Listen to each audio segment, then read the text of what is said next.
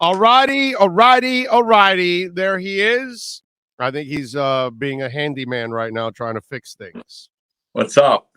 Yes. How you doing, my brother? You doing all right? Well, what's up with this photo? With a what? You said there's a photo? Yes, there's a photo. There is a photo we need to talk about, and you need to investigate because it needs to get locked down here. We need to make sure this thing happens right now. It's red alert on the redrecover.com Schultz report right now, okay? Bring it up, Sean. Let's show them the picture, the very famous picture that came out a couple days ago. Trainer Chris Berkeley is hanging out for his birthday with Jimmy Butler and Donovan Mitchell. No. Sir. Nothing What? there. Nothing? Why? So why isn't there nothing there? Hold on. I've been going to Brick's workouts in the city for the last 5 years. Donovan, I've been at a ton of his workouts. It's like a fraternity. Donovan and Brick and Jimmy, they all work out together, but they've been doing that for years. Okay. So yeah, you could play this up, but I'm telling you, as much as I'd love to see Donovan in a Heat uniform, there's nothing there in terms of that with this. Sorry to burst your bubble. Why you got to do that to me, bro? I'm sorry. Why you got to do that to me? You have me on to tell you what I know. I believe that in this situation, given how much these guys work out together in the summer in New York, no. They haven't become friends. I mean, of course. Nobody wins in Utah, okay? Nobody. Okay? And by the way, tell CJ McCollum nobody wins in New Orleans either. They win in Miami. CJ would be a great member of the Miami Heat. I'll say that. I told you that a couple weeks ago, and again, you disappointed me with that. No, it's not going to happen. He's happy in New Orleans. How in the hell are you happy in New Orleans? You're only happy in New Orleans for one night while you're in a drunken stupor maybe there on Bourbon Street. After that, you want to get the hell out. Well, where do you put New Orleans in the pantheon of NBA cities? Oh, well, just to visit? Oh, it's one of the best. Not to live.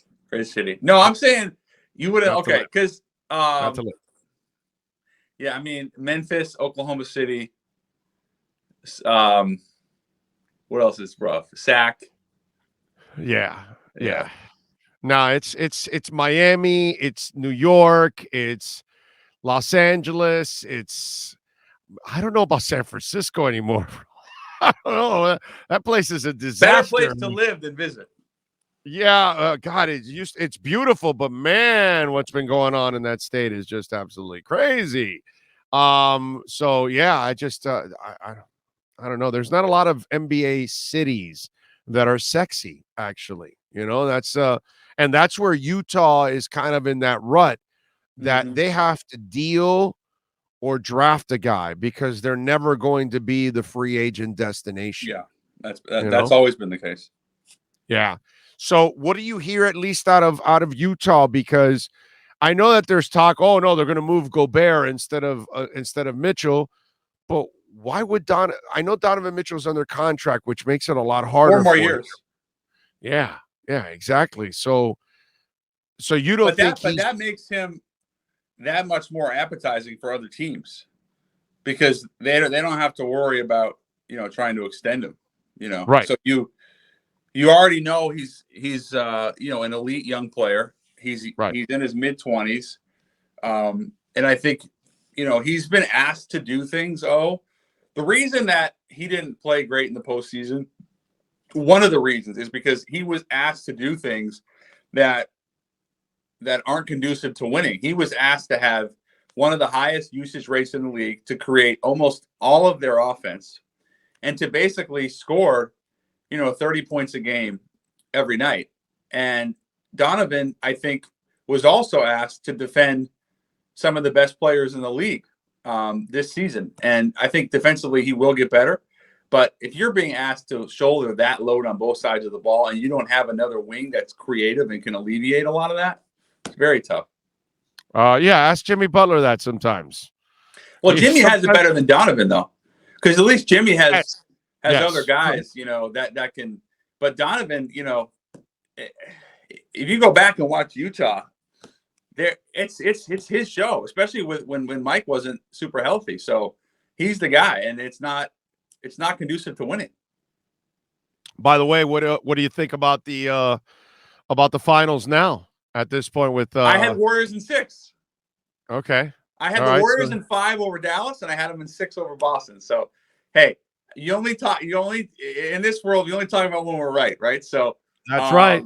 I expect the Warriors to close it out in Game 6. I think from a physicality standpoint, Boston, for the majority of the series going into Game 5, had been more physical. But I thought Draymond's offensive, he scored just enough, and I think his screening and his passing were huge. And to get 30 points from GP2 and Jordan Poole, that's huge. The fact that Golden State has Steph Curry go 0 for 9 and snap his 133 game streak of making a 3 and win by 10, although it felt like it was more, says a lot about that team. They've gotten enough. They were due, but they were due, Jordan. I mean, there was no way Clay was going to continue to suck, and Poole was going to suck, and Wiggins has been, man. Wiggins has been huge. I got to tell you, he is a Heat player if I've ever seen a Heat player. Mm-hmm. That guy, and you could tell getting out of Minnesota is a good thing because he was able to grow with a good organization in Golden State.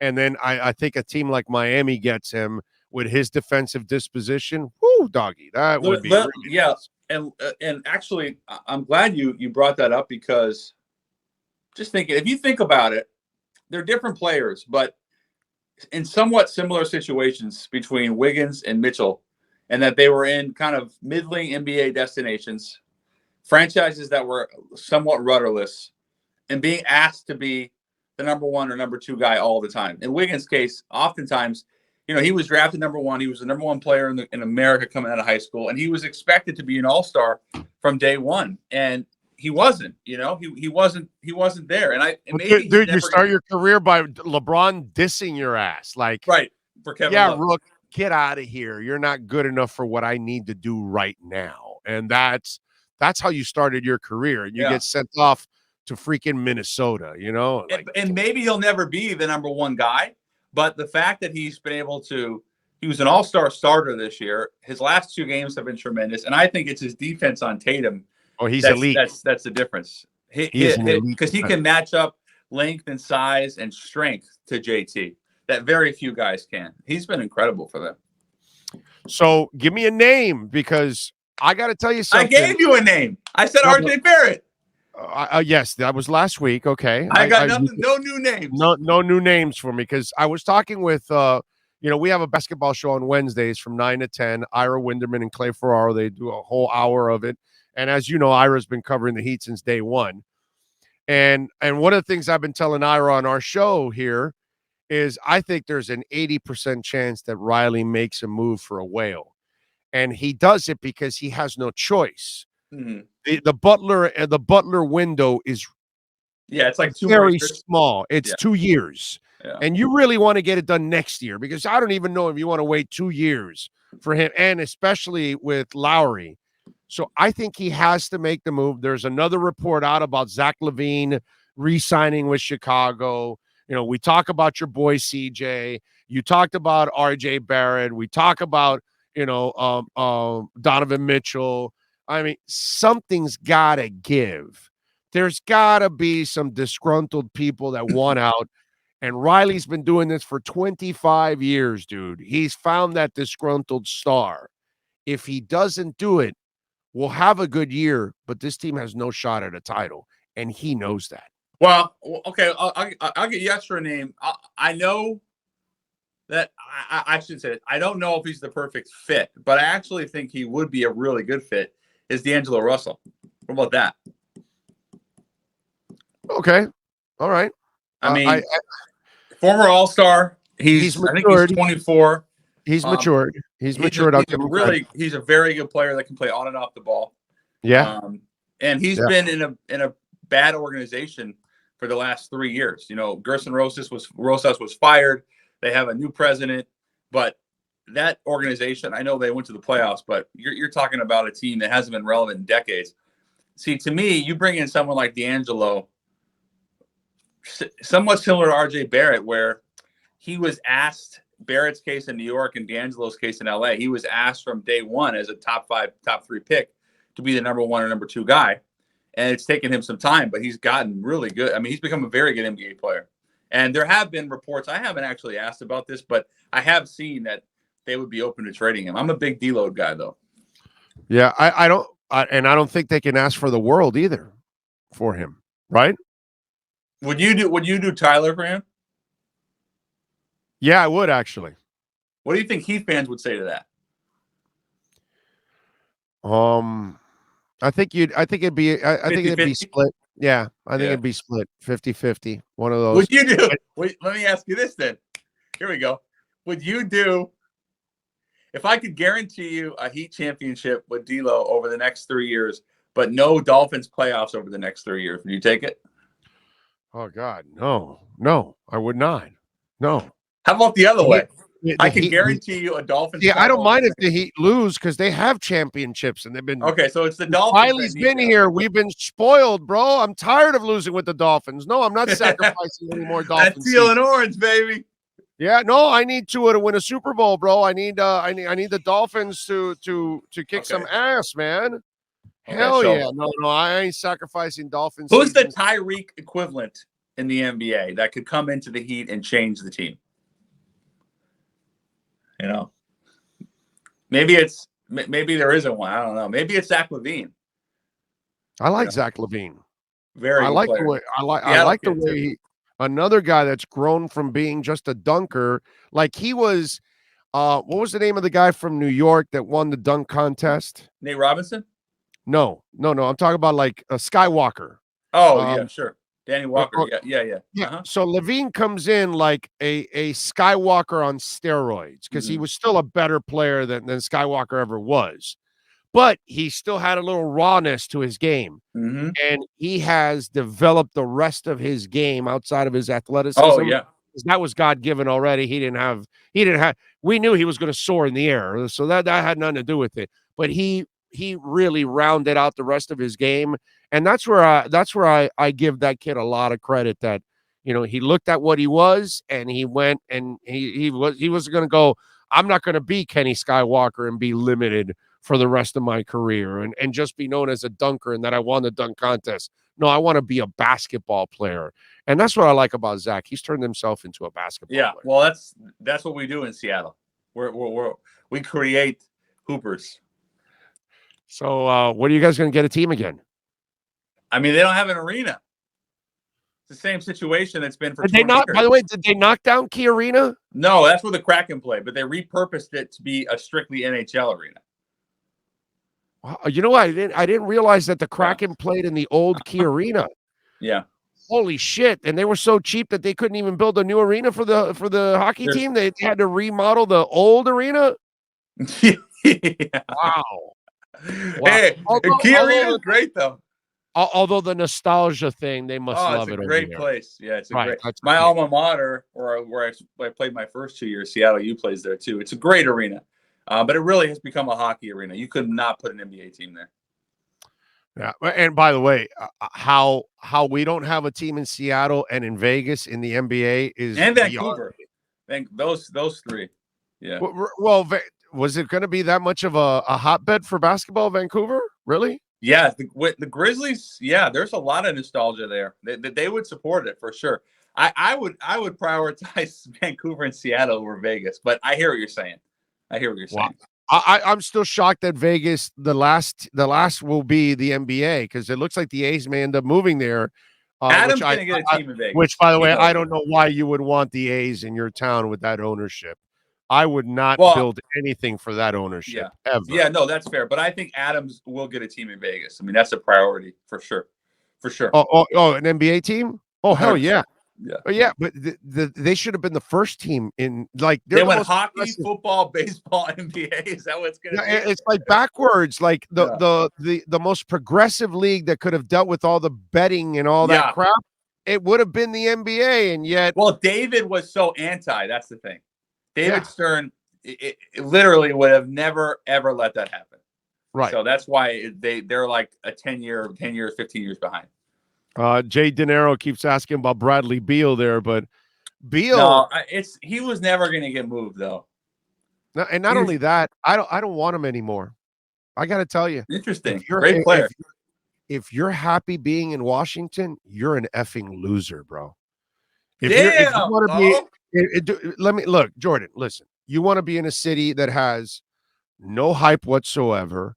There's no expectations for the Wizards. He can go out and lay 35, and whether they win or lose, they're all happy with Bradley Beal.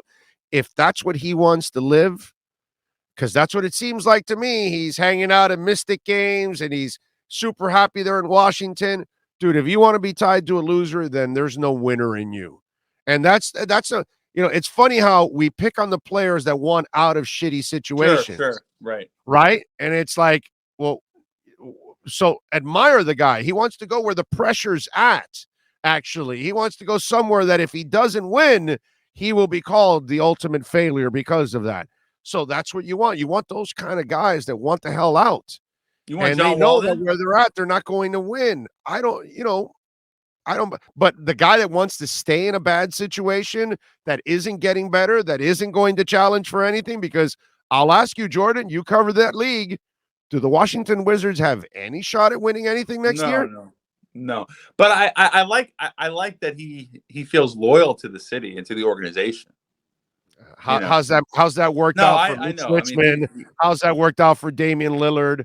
How's that worked out for many players over the years who stayed loyal? And Mitch Richmond finally got his championship with the Lakers.